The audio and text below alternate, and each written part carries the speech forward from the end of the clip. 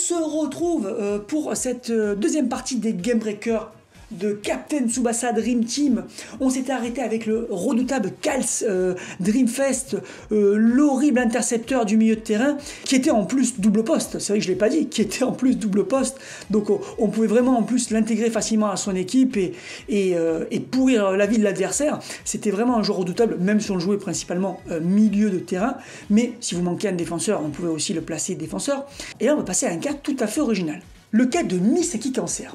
Misaki Cancer, c'est un joueur qui sort au tout début du jeu. C'est un starter. Si ça vous intéresse d'ailleurs, j'ai fait une vidéo à ce sujet sur les starters, quels étaient les premiers persos au début du jeu, qu'est-ce qu'il valait. Je vous mets le lien en haut à droite pour aller voir tout ça. Et donc, on l'appelait Misaki Cancer parce que c'était un cancer de l'avoir tellement il était nul. Vous voyez ses stats, tout était extrêmement réparti. Il ne savait rien faire de particulier. Il était fourni avec une reprise A, même pas de technique S. Bon, il ne marquait pas vraiment avec ça. Et puis en dehors de ça, un dribble, bon, trop prévisible, il y avait beaucoup de tacleurs à cette époque, hein, il n'y avait pas beaucoup d'intercepteurs, mais des tacleurs un peu partout, donc il ne servait à rien. C'était vraiment un des pires joueurs du jeu. Et là, le 4 décembre 2017, Club décide de commencer à donner des passifs aux anciens joueurs. Il commence avec ce Misaki, qui va rester Misaki Cancer, mais pour la raison opposée. C'est devenu un cancer en PvP, tellement il était fort. Il reçoit le passif 80% de puissance sur les ballons flottant bas, c'est-à-dire sur sa volée. Donc, sachant qu'il est très bon en ballon bas, c'est-à-dire qu'il a un gros boost sur les volées, le fait qu'il ait ce 80%, ça va largement compenser qu'il n'ait pas de technique A, ça va même aller au-delà. Et en plus, on pouvait récupérer dans la boutique League la volée à 2 à faire avec Tsubasa qui était plus puissante que cette volée. C'est devenu un cancer parce qu'il suffisait de lui envoyer le ballon. Si ça tombait en ballon bas, il y avait but quoi qu'il arrive. Il marquait à tous les coups. Alors, il marquait à tous les coups aux anciens gardiens Genzo et Müller. Il marquait même au nouveau Genzo qui venait de sortir parce qu'il était vert. Maintenant, le Ken, je crois qu'il ne lui marquait pas grâce à l'avantage couleur de Ken. Et je suis même pas sûr qu'il ne marquait pas de temps en temps. Mais le Ken est arrivé un peu plus tard, hein, quelques jours plus tard. Mais c'est resté quand même un poison, ce Misaki. Et quand il a eu son éveil de potentiel, c'est devenu encore plus un poison. Parce qu'il a eu receveur de ballon bas. Il n'y avait même plus le problème d'avoir une chance sur deux d'avoir un ballon bas ou de devoir jouer un joueur qui donne des ballons bas. Là, c'est devenu l'ultime poison. Alors, ça devait être 2 ans plus tard, hein, mais c'est redevenu un poison en PvP. Et tout récemment, il y a eu une modification de son achat, donc en 2021, qui en a fait à nouveau un poison en PvP. Même si, bon, il ne marque pas non plus peut-être à tous les coups, s'il a des avantages couleurs, il ne marque pas, mais en tout cas, il aura été vraiment un poison, ce Misaki. Deuxième Game Breaker de cette vidéo, un des plus grands Game Breakers qui ait connu le jeu. Moi, je le situe comme deuxième. Je vous dirai plus tard qui je vois comme le premier. Moi, le deuxième pire Game Breaker du jeu, parce qu'il est resté très longtemps Game Breaker, contrairement à un Cruyfford Dreamco qui est resté un mois. C'est bien sûr le fameux Shingo World Cup 2018, The Top Gear. Incroyable ce joueur. Il avait tout pour lui. On n'a jamais vu un joueur de champ aussi complet, capable de faire tout à ce niveau-là et de rester au sommet aussi longtemps. Alors pourquoi avoir fait un Shingo aussi fort? Ça restera un mystère, cette passion qu'a Club pour les Shingo. En tout cas, il était triple poste, ce qui est encore rare aujourd'hui, qui était encore plus rare à l'époque. Mais le pire, c'est que lui, il était fort aux 3 postes. C'était pas pour faire bien qu'il était 3 postes. Les gens le jouaient autant aux 3 postes tellement il était fort. Alors, on avait quoi? On avait un joueur avec des stats répartis. Donc on se disait, oui, bon, pas impressionnant. Mais il avait un passif cheaté. 25% dans une équipe Jap. Avec 25%, il devenait monstrueux dans tous les domaines. Et donc, vous pouviez autant en faire un très bon récupérateur qu'un créateur de jeu en milieu offensif, qu'un pur buteur en lui donnant des volées, par exemple. Voilà, tout était possible. Il arrivait avec un tir longue distance à 455, ce qui était très bien, 455 pour un tir longue distance à l'époque. Et vu la stat qu'il avait avec les 25%, autant vous dire qu'il trouait 90% des gardiens de 40 mètres, c'était une horreur à jouer. Et au pire, il épuisait les gardiens en enchaînant les tirs. Et comme il tirait du milieu de terrain, personne ne pouvait l'empêcher. En plus, il était très fort à la récupération, donc il pouvait récupérer des ballons puis y tirer. Il avait même la 1-2 avec Tsubasa pour percer les défenses.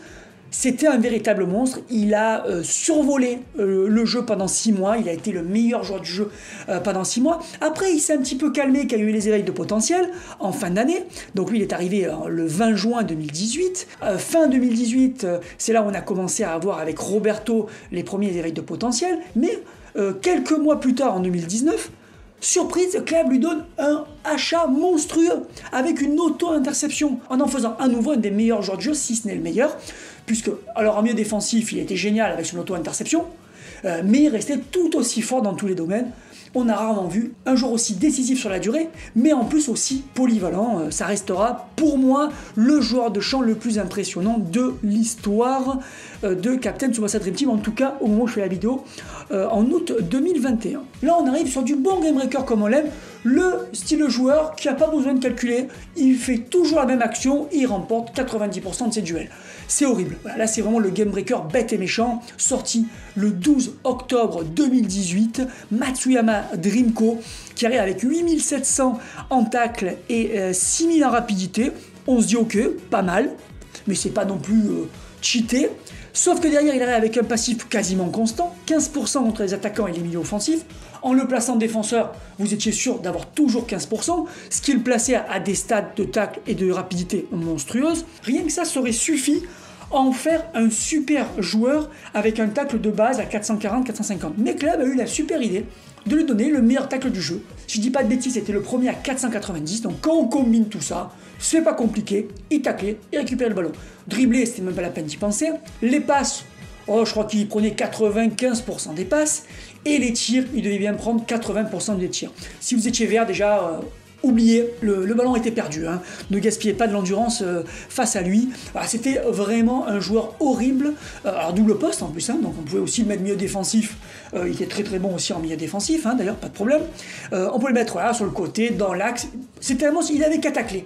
Ces joueurs-là ce sont les plus forts parce qu'il n'y a même pas à calculer, vous taclez, et généralement, vous gagnez le duel. On arrive enfin à un gardien game breaker, le Wakashimasu Dreamfest. Du 28 février 2019, ce Wakashimasu Dreamfest, il a été à la tête de l'équipe qui a dominé le PVP pendant 6 mois en 2019, la fameuse japonaise bleue qui a tout écrasé sur son passage en 2019, avec un Ken qui a été tout simplement horrible à affronter. Bon, des grosses stats, très gros stats, alors polyvalent, assez polyvalent finalement en plus, mais personne ne faisait d'arrêt avec lui, on faisait que puncher, ce qui le rendait quasiment immortel. C'est ça qui était impressionnant avec ce Wakashimasu. Il arrive avec un punch à 500, extrêmement fort comme technique pour l'époque, hein. 500 ça faisait partie des meilleures techniques du jeu. Et au départ, quand il est sorti, on s'est dit oh, il est moins fort que le Genzo qui venait de sortir juste avant parce qu'il est juste tueur d'asiatique. Alors que Genzo est tueur de non-japonais. Sauf que, à ce moment-là dans le jeu, c'est surtout les japonais qui dominent. Donc en PvP, on croise principalement des japonais, très peu d'attaquants non japonais en tout cas, ce qui fait que ce Ken va avoir un avantage au niveau du passif. C'est-à-dire que Club, je pense dans leur idée, voulait sortir un Genzo plus fort, sauf que par rapport à la méta, ils se sont complètement plantés, et ce Ken était avantagé avec son passif. En plus, à l'époque, la technique de spammer les tirs était encore très très présente, c'était une des meilleures techniques pour gagner les matchs. Donc Genzo, on arrivait à l'épuiser assez rapidement, alors que ce Ken, c'était impossible de l'épuiser. Et si vous mettiez le punch du World Cup, c'était encore pire, il était moins puissant, mais pour économiser l'énergie, c'était la balade. Donc c'était un gardien quasiment inépuisable, infernal à battre, même à bout portant, avec un joueur avantage couleur pourtant bon, il arriva à sortir des tirs. C'était un cauchemar, c'était vraiment un cauchemar, et il a vraiment participé au succès de la japonaise bleue pendant 6 mois en 2019. Mais un contre est sorti à ce Ken, donc lui il est sorti le 28 février, dès le 1er mars, donc juste après, c'était le Yuga Time Attack. C'était le seul Time Attack à ce jour qui a été vraiment jouable en PvP et qu'on a énormément vu en PvP. Regardez-moi ces stats, 10 161 en tir, bon pas énormément en puissance, mais rien que ça déjà, pour l'époque c'était le seul à avoir plus de 10 000 en tir, donc totalement impressionnant. Mais en plus, comme ça suffisait pas, il avait plus 25% face aux techniques de contre, ce qui veut dire que c'était impossible de le contrer. Quoi qu'il arrive, le ballon arrivait jusqu'au gardien, donc il épuisait le gardien. Donc il servait à marquer des buts, on va le voir, mais il servait aussi à épuiser le gardien, puisque aucun joueur de champ ne pouvait stopper son tir. Mais Comme ça ne suffisait pas, il arrivait avec le meilleur tir du jeu, 500 de puissance. Alors vous allez me dire, c'est pas le plus impressionnant, 500. Il y avait déjà la Tour Eiffel depuis longtemps qui avait 510 par exemple. Oui, mais lui c'était longue distance. Et c'était le seul tir longue distance de cette puissance, et de très très loin il était le meilleur en plus. Hein. Mais c'est pas tout, mais oui, ça suffisait pas, Clap devait aller plus loin. Ce tir pouvait en plus éjecter jusqu'à 5 joueurs. Ça veut dire que même si vous mettiez 3 défenseurs sur lui, non seulement personne ne pouvait stopper son tir parce qu'il prenait plus de 25% face au contre, il éjectait les 3 défenseurs, s'il y avait un petit gars qui promenait encore au milieu, il éjectait, et il restait encore de quoi éjecter le gardien. Totalement fumé ce tir. Donc, pour résumer, vous lui donniez le ballon, il tirait, il marquait. Alors, qu'est-ce qui a sauvé le Ken? Pourquoi c'est resté un game breaker, le Ken? Au début, seuls quelques élus, je ne sais plus combien, une poignée, 5 ou 10 l'ont eu. Donc en PVP, on n'en croisait jamais en fait, hein, à part les meilleurs joueurs mondiaux. Donc c'est comme s'il n'existait pas. C'était une légende urbaine.